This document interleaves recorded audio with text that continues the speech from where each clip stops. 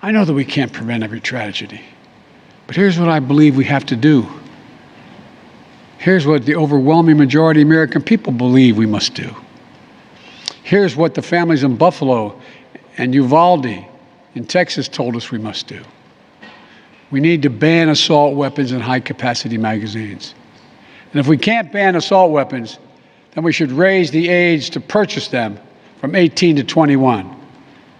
Strengthen background checks, enact safe storage law and red flag laws, repeal the immunity that protects gun manufacturers from liability, address the mental health crisis, deepening the trauma of gun violence and as a consequence of that violence. These are rational, common sense measures. Here's what it all means. It all means this. We should reinstate the assault weapons ban on high-capacity magazines that we passed in 1994 with bipartisan support in Congress and the support of law enforcement. 9 categories of semi-automatic weapons were included in that ban, like AK-47s and AR-15s. And in the 10 years it was law, mass shootings went down. But after Republicans let the law expire in 2004, and those weapons were allowed to be sold again, mass shootings tripled. Those are the facts. A few years ago, the family of the inventor of the AR-15 said he would have been horrified to know that its design was being used to slaughter children and other innocent lives instead of being used as a military weapon on the battlefields, as it was designed. That's what it was designed for. Enough. Enough. We should limit how many rounds a weapon can hold.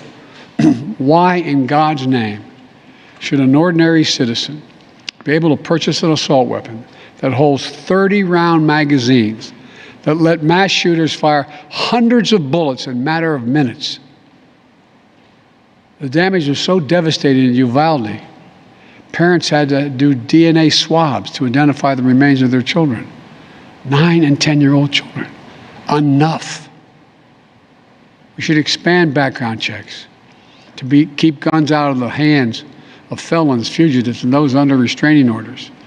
Stronger background checks are something that the vast majority of Americans, including the majority of gun owners, agree on.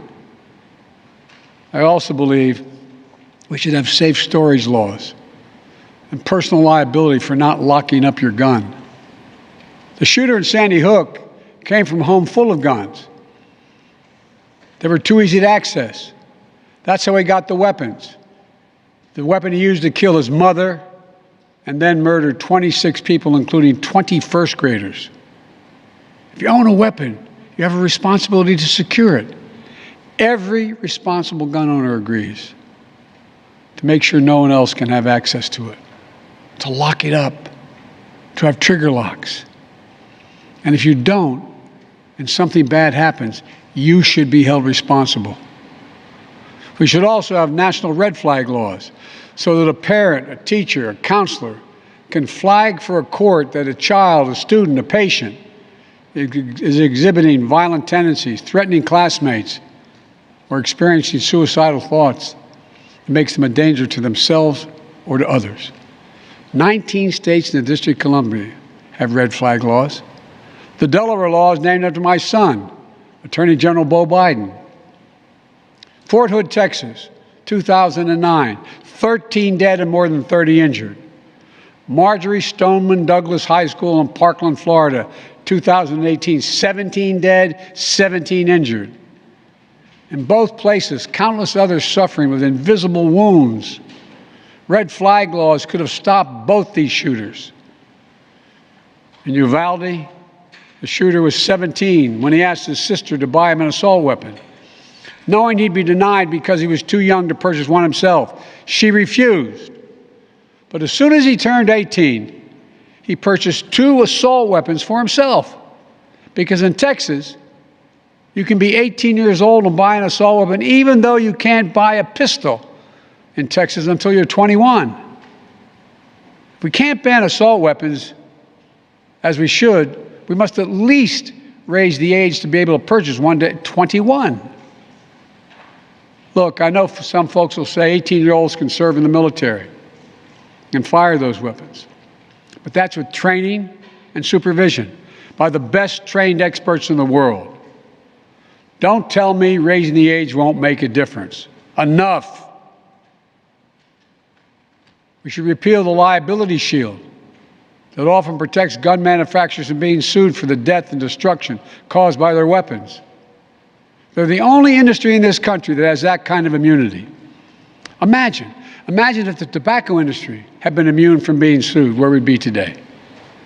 The gun industry's special protections are outrageous. It must end. And let there be no mistake about the psychological trauma that gun violence leaves behind. Imagine being that little girl, that brave little girl in Uvalde, who smeared blood off her murdered friend's body onto her own face to lie still among the corpses in her classroom and pretend she was dead in order to stay alive. Imagine what it'd be like for her to walk down the hallway of any school again. Imagine what it's like for children who experience this kind of trauma every day in school, in the streets, in communities all across America. Imagine what it's like for so many parents to hug their children goodbye in the morning, not sure whether they'll come back home. Unfortunately, too many people don't have to imagine that at all. Even before the pandemic, young people were already hurting. There's a serious youth mental health crisis in this country. We have to do something about it. That's why mental health is the heart of my unity agenda that I laid out in the State of the Union address this year. We must provide more school counselors, more school nurses, more mental health services for students and for teachers, more people volunteering as mentors to help young people succeed, more privacy protection and resources to keep kids safe from the harms of social media. This unity agenda won't fully heal the wounded souls, but it will help. It matters. I just told you what I'd do. The question now is, what will the Congress do? The House of Representatives has already passed key measures we need. Expanding background checks to cover nearly all gun sales, including at gun shows and online sales. Getting rid of the loophole that allows a gun sale to go through after 3 business days, even if the background check has not been completed. And the House is planning even more action next week. Safe storage requirements, the banning of high-capacity magazines, raising the age to buy an assault weapon to 21, federal red flag law, codifying my ban on ghost guns that don't have serial numbers and can't be traced, and tougher laws to prevent gun trafficking and straw purchases.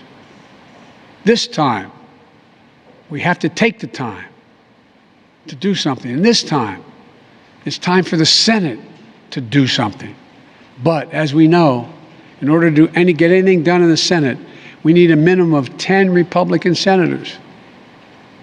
I support the bipartisan efforts that include a small group of Democrats and Republican senators trying to find a way.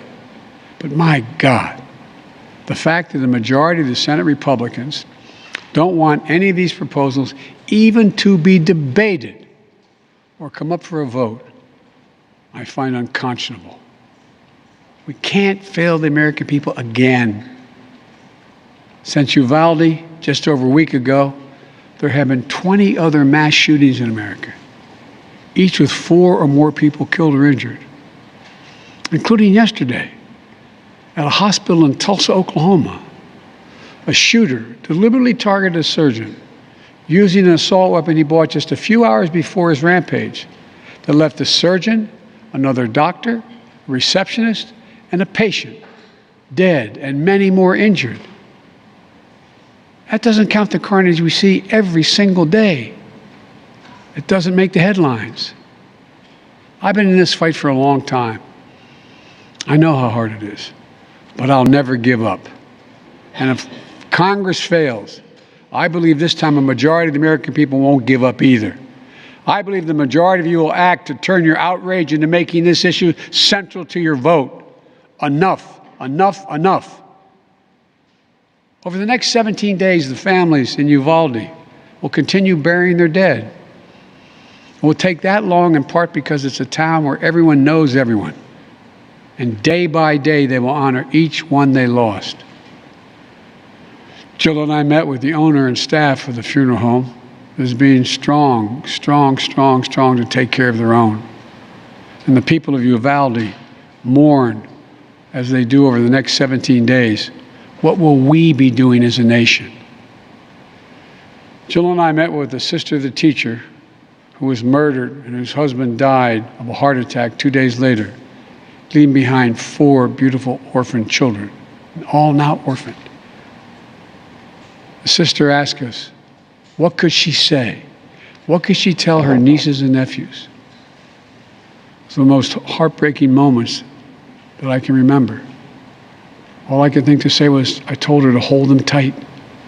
Hold them tight. After visiting the school, we attended Mass at Sacred Heart Catholic Church with Father Eddie. In the pews, families and friends held each other tightly. As Archbishop Gustavo spoke, he asked the children in attendance to come up on the altar and sit in the altar with him as he spoke. There wasn't enough room, so Mom and her young son sat next to Jill and me in the first pew. And as we left the church, a grandmother who had just lost her granddaughter passed me a handwritten letter. It read, quote, erase the invisible line that is dividing our nation. Come up with a solution and fix what's broken and make the changes that are necessary to prevent this from happening again. End of quote. My fellow Americans, enough. Enough. It's time for each of us to do our part. It's time to act for the children we've lost, for the children we can save, for the nation we love. Let's hear the call and the cry. Let's meet the moment. Let us finally do something. God bless the families who are hurting. God bless you all. From a hymn based on the 91st Psalm sung in my church. May he raise you up on eagle's wings and bear you on the breath of dawn. Make you to shine like the sun and hold you in the palm of his hand.